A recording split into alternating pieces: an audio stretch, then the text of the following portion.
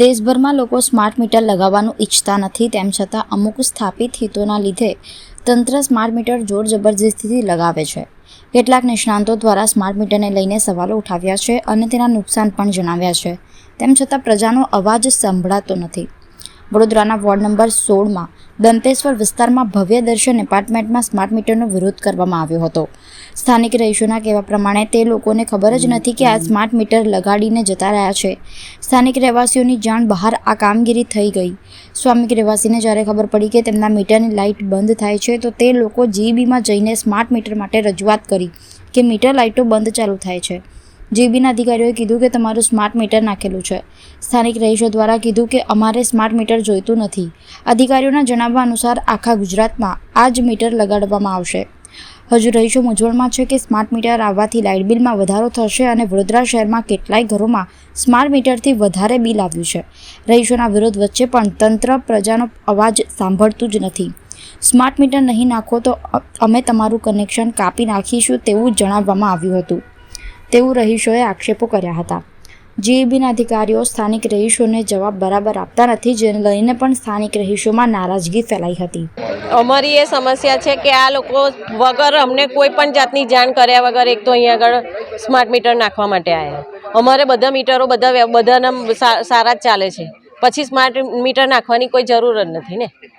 અને અમે એનો વિરોધ કર્યો કે ભાઈ અમારે અહીંયા નથી નાખવા, તો કે એમણે એમને ધમકી આપી કે તમે નહીં નખાવો તો અમે આખું કે તમારું કનેક્શન કાપી કાઢીશું। અમારે નથી આપવું, અમારે નખાવું જ નથી। હા, અને અમારે અમારા ઘરના બધા વ્યક્તિઓ, અમારા જેન્ટ્સ કોઈ છે નહીં અને બધાની ગેરહાજરીની અંદર આવી રીતે અમને એવું કહી જાય એ બરાબર ના કહેવાય ને। આવા જવાના રસ્તાની અમારે અહીંયા આગળ કોઈ કરતા કોઈ સગવડ જ નથી એવું કહેતો ચાલે।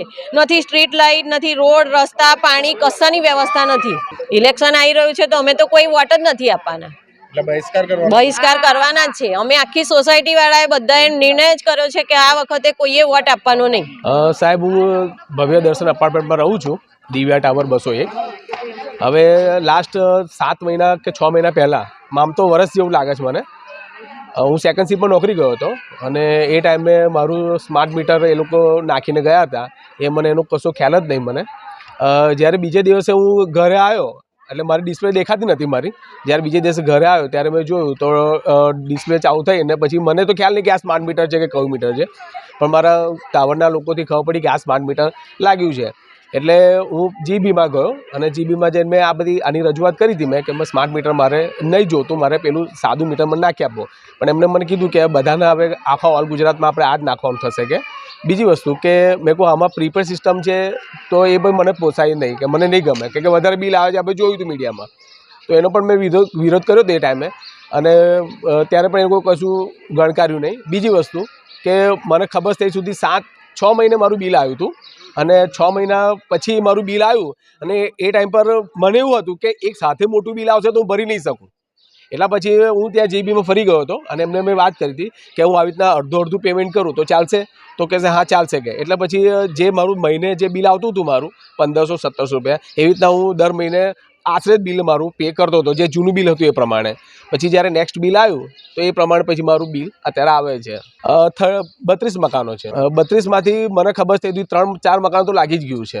હવે એ આમાં કેવું છે સાહેબ કે સ્ટાર્ટિંગમાં એ લોકો ડિસ્પ્લે એની બંધ થઈ જાય છે, બ્લેન્ક થઈ જાય છે ડિસ્પ્લે, અને એના પછી આ લોકો આવે છે અને સ્માર્ટ મીટર નાખીને જતા રહે છે। તમે જ્યારે સ્માર્ટ મીટર લાગ્યું ત્યારે ઘરે કોણ હતું? ના, કોઈ નહીં, મારા મિસિસ ઘરે જ હતા પણ એ ઉપર હતા, એમને કોઈ મેસેજ પાસ કરવામાં નથી આવ્યો। કોઈ જાણ પણ ના, જાણ પણ નથી કરવામાં આવી। શું નામ આપનું? મારું નામ ચતુર પાટીલ છે। અમારી તરસાલીમાં બંસલ મોલની સામે ભવ્ય દર્શન સોસાયટી આવેલી છે, ત્યાં MGCL વાળા આવ્યા હતા, પણ અમારે સ્માર્ટ મીટર નાખવાનો વિરોધ છે। સ્માર્ટ મીટર અમારે કોઈ નાખવા દેવું નથી। અમારે રેગ્યુલર જે ચાલતા હતા એ બરાબર છે, તમારે રેગ્યુલર નાખવું જ પડશે। હા, નહીં તો આ કાપીને અમારા સ્માર્ટ મીટર લાગી જશે ઉપરથી, એવું કીધું।